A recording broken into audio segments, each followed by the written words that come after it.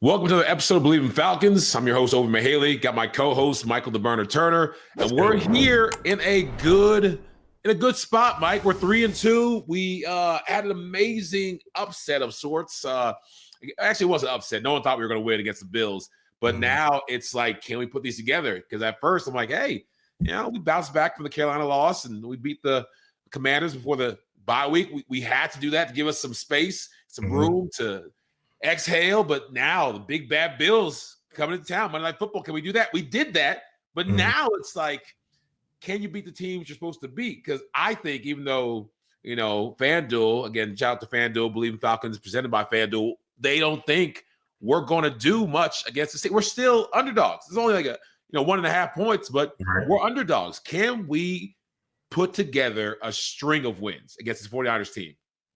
Not only a string of wins, now can we take this show on the road? We had 2 back-to-back wins at home. Now can we see this offense do something on the road finally? Because we've been struggling last couple of games on the road offensively. So let's see, can we go against a formidable defense and see, can we put three wins in a row together? We don't want this up and down season, man. We've been good. This has been the Falcons of the past, up and down. Win a couple games here and there, and then also we fall off. So can we keep this momentum going? Because the city is excited, the NFL is excited, the media, the outside media is all on the Falcons now. They are all. They want to talk about the Falcons. The Falcons are for real. The Falcons are this. The Falcons are that. We can't look into that. We can't be reading our own press clippings because we know how this thing can go. We were 6-3 last year. Yes. You know what I'm saying? You're right. So we didn't know how Kirk Cousins do the same. We was high mighty last year, but I think everybody is really impressed with mostly. Well, I don't know what's mostly impressive. I don't know if it's Bijan the most impressive thing, or is it the defense has been the most impressive thing this year. What's the most impressive storyline this year? I don't know yet. Mike, it's a dead tie. You have a great argument. It's such a fun argument to have whether Bijan Robinson is more impactful or our defense is more impactful. The biggest surprise is the defense. I'm gonna say that because Bijan last year. So Bijan gave you a sense of this guy's pretty good. No, this guy could be the greatest. This guy is out there breaking records left and right. But now it's not like he could be the greatest. I think Bijan is leading the NFL at 822 yards from line of scrimmage, and he is on everybody's list to be a potential MVP candidate. Because if he keeps on doing this and getting better, it's crazy. But we expected that from Bijan somewhat, not this level of greatness. The defense, Mike, we did not expect our defense to be ranked number 1 in the NFL. All the years that we've been scraping the bottom of the barrel and scraping every negative category in defense, for us to now be ranked number 1. And yes, I hear all the haters saying it's early in the season and if you look at this and that way, they haven't played him. I don't care. When we were scraping the bottom of the barrel, there are ways you can fix the numbers to say we weren't that bad, but no one was doing that. They were just enjoying the fact that we were bad. We were just bad. We were just bad. We were bad, though. We were very, very bad. But now that we're good, I want to take full enjoyment of this number 1 status. And number 1, number 2, number 3, I don't care. As long as we're winning games. Like the stats are fun and they're cute, but I think the players, Jesse Bates and crew, they care about these W's. They care about, are we doing enough to put our offense in position to win? Last game, they did that and so much more because offense was down. Offense couldn't score at times, but defense, time after time against Josh frickin' Allen, held him down. So the question is, can the defense do it again? Can they do it again? We know, and they're coming into this game, they're playing a team that's got a lot of injuries on their team, the San Francisco 49ers. We don't know if it's going to be Brock Purdy as the starting quarterback or it's going to be Mac Jones. But Mac Jones has been playing well so far this season. I can't take anything away from him. He's been impressive so far this season. And I don't know if that's a Kyle Shanahan effect that he can just give him any quarterback. He'll make him look good, call the right plays. And they got Chris McCaffrey in the backfield. He's a special running back. And him and Bijan worked out together in the offseason. They sure did. So, they're similar in far as what they bring to the table as far as being a dynamic back, be in the backfield and line up out wide, get some catches out the backfield. Think you can move them all around, cause some mismatches. So they mirror each other as far as that. But we're gonna see who's gonna be the better running back on Sunday night. The fun thing about it is that I love our defense's chance of containing Christian McCaffrey. I love our defense's chance of containing any offense, any explosive offense, just because we're getting so much production. Even though the 4 sacks we had last game, a lot of it wasn't from our superstar rookies or our big name players. We had everybody pitched in. We had everybody stepping up. And we talked about in an earlier podcast, it's going to take players who aren't in lights, players whose names aren't in lights, who aren't the guy you're always talking about, not your first round draft picks every time. It's going to take, guys like Rukaroro, getting the Davey Onyemadas, getting some of the, Divine Diablo, his name it's no longer a secret. These guys aren't secrets. It used to be that soft, doughy middle in our offense where our linebackers weren't our big names. Grady Jarrett's up front, and the AJ Terrell's and the defensive back. Those were the big names everyone talked about then. We weren't talking about our linebackers. And Troy Anderson, we talked about him for a little bit, but he's been injured more than we like. But now we have some guys stepping up in that middle that are a huge piece of our defense being a shutdown, lockdown, not today defense. And I'm loving every piece of that because it's been a long time for us to be able to say we are a defensive-led Falcons team, which just gives us the ability to grow on the offense, but to grow in a smart way, to not make our offense or Michael Penix do too much. Now, it's not like one mistake, we're done. If he makes a mistake, and he will because he's essentially a rookie, we got a defense who can back us up. Yeah, that's right. And that was like last week, because second half we didn't do anything second half last week, but our defense stood tall against an MVP candidate in Josh Allen, and showed them drive after drive that we're not going anywhere. You know what I'm saying? This is a for real defense. We're gonna step up for our team. We're gonna have our offense back because we're not gonna score every drop. We'd like to, but sometimes it takes a defense to step up. Like, this is our game. We're not gonna have a shutout maybe, but we're gonna cause y'all some headache, cause y'all some trouble, cause y'all some problems, trying to execute the things that y'all like to do. And hopefully we can continue that this week with Jeff Ulbrich and his crew going in on the road against a familiar opponent with Robert Saleh. So Robert Saleh and him, they exchanged notes before. They used to be in the same defensive room. So I don't know how that's going to play out on Sunday night. I always wonder about the secrets of each other's brains. You know what I'm saying? What they like to do, what they don't like to do.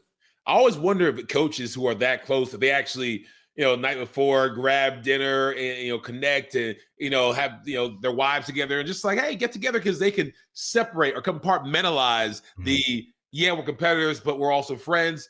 I know some players do that. We get into a new city. If we have somebody that you played college with or somebody we have the same agent, we go out there and meet if you're cool like that. But if y'all ain't friends, then it's not happening. So I had my boy Takeo Spikes. We had the same agent. Shout out to Todd France, super agent, made me the highest paid fullback in NFL history when I was like, I didn't deserve. I mean, I deserved that, but I didn't think it would get me that much. I was making more than Lorenzo Neal. I think Lorenzo Neal saw me like, how'd you get that deal? I was like, I don't know what happened. I'll take it, but I don't know what happened. Right. But Todd France had Takeo Spikes. I wasn't even a rookie. I was a senior year. I was choosing an agent, and so Takeo took me around Atlanta and was my sponsor of sorts. And so we had a good time in Atlanta. I ended up signing with Takeo's guy, but we played Spikes. I think it was with the Bengals, and my agent was there. We went out, we talked and everything. And I was like, hey, Takeo, it was good to see. I wanted to make him real friendly and stuff because I knew he was a beast, and he hit pretty hard. We got in the game, and I was thinking we were going to be like at least friendly and respectable. He was mushing my head in the dirt. He was hitting me in the stomach. He was doing elbows to the face. And it wasn't one of those situations where I actually felt the love. So now I understand when players who are friends keep it professional. And I wonder if the coaches are going to keep it professional and just have no contact because, like you mentioned, they were friends for a long time, but now they're both trying to defeat the other. Yeah, I never went out to dinner with anybody like that. You didn't? I swear. So when Lorenzo Neal and the Chargers came into town, we went over there. You didn't go out with Lowe? Yeah, we did. We didn't go with the opposing team. Oh, well, I mean, the opposing team's players. I don't know. Yeah. I'm saying no. We hung out with each other because that's what it is. Because on Sunday we're not friends on Sunday. So no, I couldn't separate that. So I'm not going to talk you to you. said no.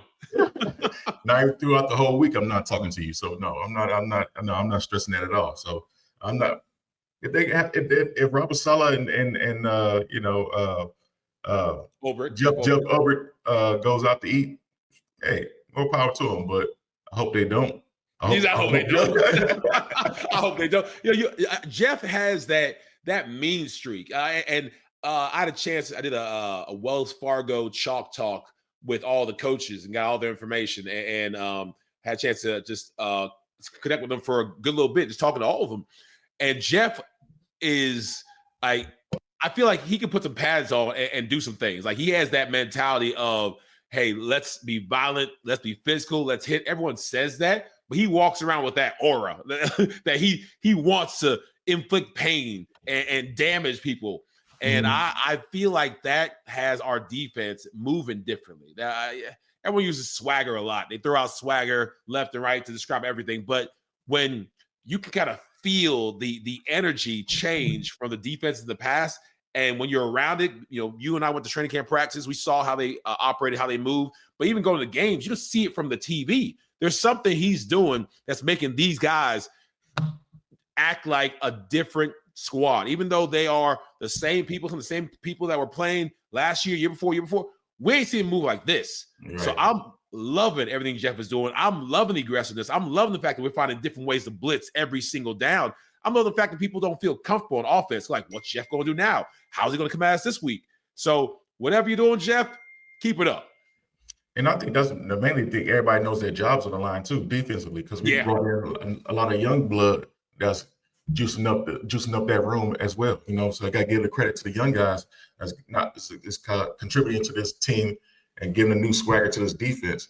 Because those guys are expected to play big moments and big time minutes in the ball game. They're showing up, man. They're showing up so far. I didn't think this team was going to gel right away defensively. I thought it was going to take a couple of weeks for us to be like this. You know what I'm saying? Get our feet wet or whatever, especially with guys not playing in the preseason or whatever. And, so it's going to take a couple of weeks, but I'm highly impressed with this defense, Ovie.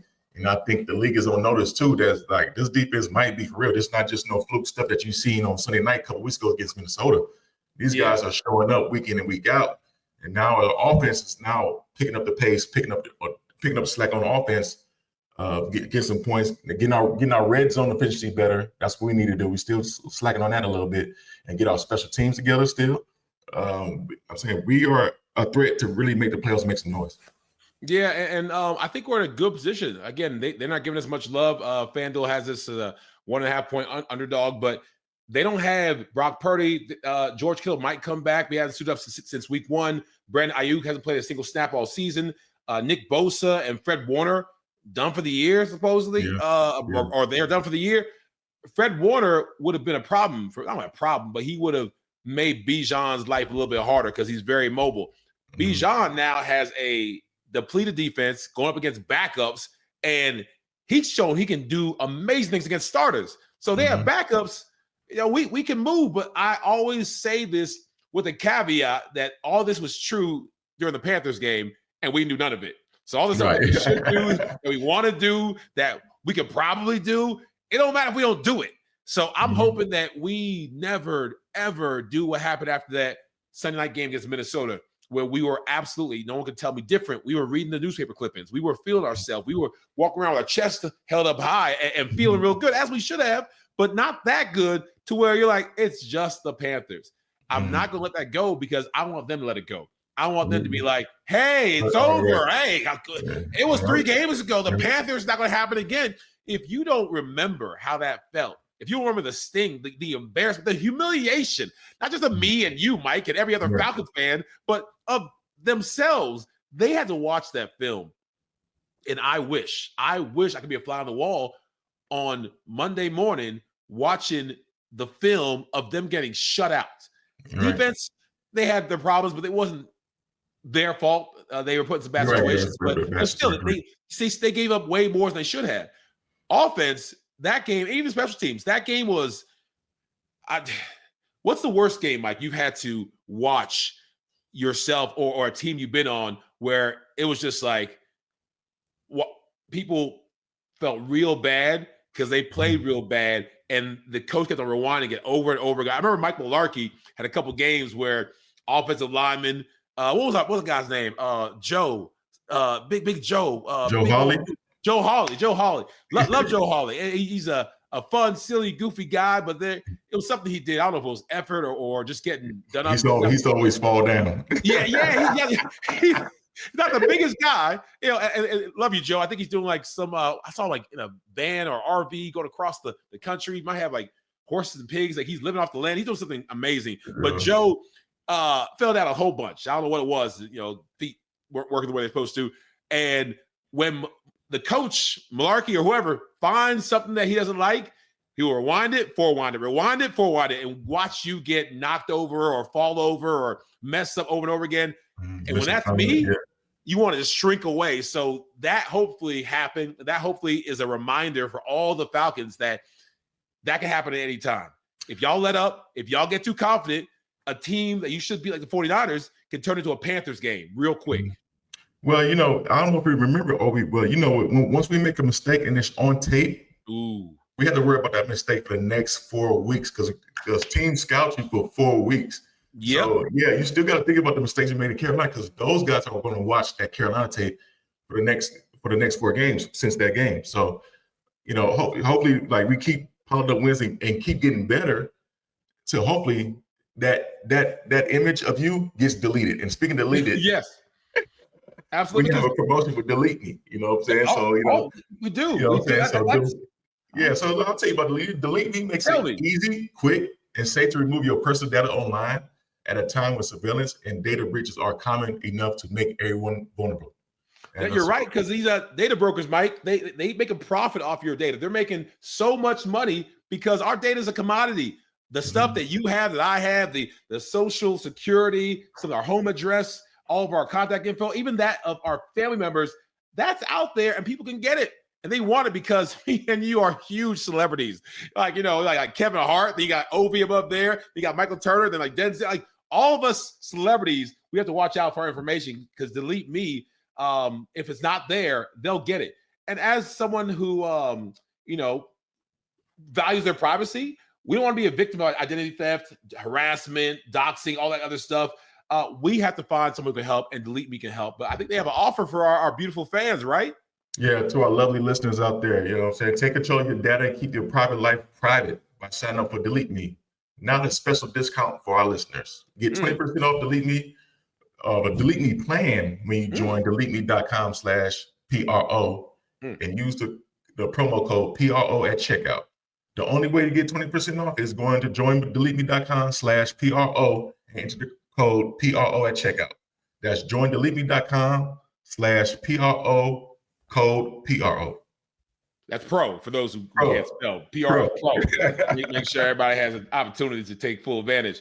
But yeah, Mike, we want to make sure that we are not deleting any of our wins in the future because we got to stack these things up. And I am so excited. I am so just hopeful that what we did on Monday, we have that in us. The reason people, like I saw my man Harry Douglas, a Falcons legend out there talking about us and bigging up on us because not only because he's a former Falcon, but he was mentioning things that we saw, but we really didn't believe. The fact that we're learning how to put teams away. We're learning how to show resiliency. We're learning how to highlight the main thing. Like sometimes we try to get too cute, too pretty. Me and you are begging for a smash mouth offense, and they have their own version of smash mouth. I can't be the real smash mouth. Their own version of smash mouth football that Bijan is doing, and they are feeding him the ball as much as they can. And I got no problem with it. So I'm loving the fact that we knew we could be this team. We were hoping we could be this team, but we're now showing that not we can be, that we are. We are a good team. We are a good defense. We are a good offense. We can have a good special teams. That's one of the things that bother me.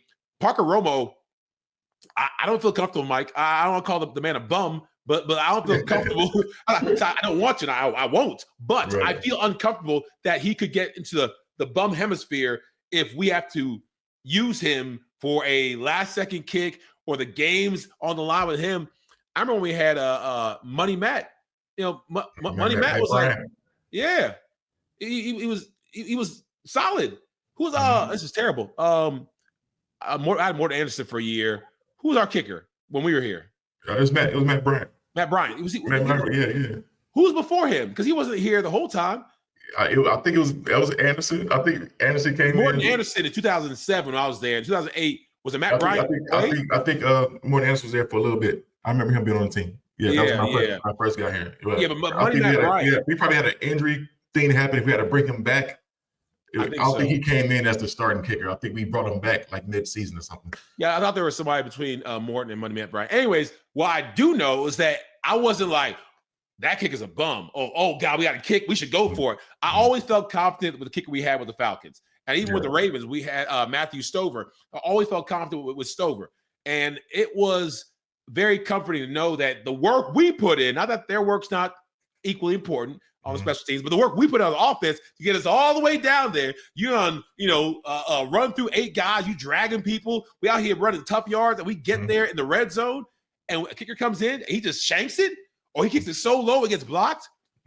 I'd be hot. I'd be heated. And I know it's a team game. I even said when our boy Younghoe Koo had a rough game, I was trying to protect him because it's my guy. And I said, it's not a one guy's fault, and everyone makes mistakes. Yeah, I said that, but at the same time, you got to be a professional. And when your job comes up, like when somebody's in front of me, I got to block him. That's my job. When it's time to kick the ball, you got to kick it. That's his job. So I don't feel comfortable right now with our kicking situation. I know they're bringing guys in, but you don't want to. Like, imagine this 49ers game. We have played a masterful game. They give their best effort. And it's down to a kick. We missed that thing. Okay. Well, Ovie, I'm not comfortable with our whole team. Period. You know what I'm saying? It's only week 7. So I'm comfortable with our defense. We got to improve. Only like defense has been solid the whole 7 weeks. 7 weeks. I give defense that. Yes. Offensively, we showed up 1 week, then show up another week. You know what I'm saying?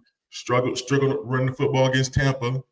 You know what I'm saying? But we, played well against Minnesota running the football. Played against the Bills running the football. We played well. So how are we going to get those tough yardage running the football? We got to show that part. It's cool that we're breaking long runs and everything's going good. Offensive line's playing good. Yeah. Shout out to offensive line. Can't overlook them. They've been blocking their asses off too. But like I said, as you said, can we keep this thing going? And I think with Zach Robinson on the sideline, things been looking good. Yep. Everybody's been stepping their game up with Zach on the sideline. That's been looking good. Now, Zach on the road, are we going to maintain this momentum? Outdoors, Sunday night. That's the only bright spot I'm hoping for is like Sunday night. We've been playing well on prime time. So when the lights are on the brightest, we rising up, baby. We rising up. So I hope we rise up again this week on the road against San Francisco where everybody's watching. Yeah, I don't want it to be a high-scoring game. I think it's going to be semi-high scoring. The over-under that FanDuel has is, I think, 46.5 over at minus 118, under at minus 104. I feel like it's going to be a low-scoring game with our defense, and I don't know about their defense, but our defense keep it low. Their defense is pretty good. They're a middle of a pack defense. They've been playing some tough opponents too offensively. They're playing the Rams early on and teams like that can put up some points. And they've been holding their own defensively, even with all the injuries. That team's been holding their own. The 49ers is a well-coached football team. Yeah, their window of win the Super Bowl is not closed.